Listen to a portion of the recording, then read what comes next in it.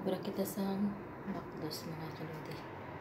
Ang mga kagwapa, maubra kita makdos. So, ang talong, nilaga ko na ini. Tapos, ibutang diri ang hasyo sa gitna. Sa gitna ng talong. So, wala na siya. Manamit din siya mga kagwapa. Asin mo lang ang ginabutang diri. Tapos, olive oil. Tapos, sweet pepper. Kag bawang. Ang ginabutang diri.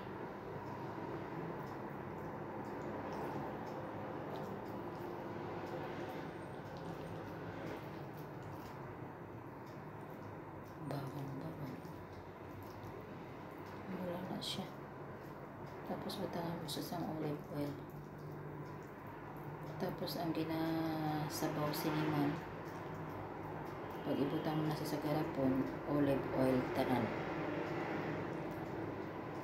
Olive oil sa tanan. So amo ini taga-aga ginakaon sa amo ko. Ang talong, ang makdos. Kasimple, kahapos ini nga trabaho. So ang kamot ko limpyo man ini. Kaya hindi diri uso sa amon ang gloves. Isa ng amo ko, wala na siya gloves. Kaya komportable pag wala sa gloves. Pero kung masilan ang amo ta, need tagid mag gloves. Kung masilan ang amo.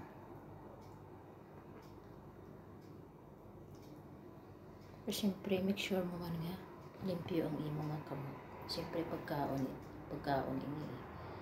So kinahanglan din nga limpyo ang aton nga kamot. Antes mag-obra sa pagkaon.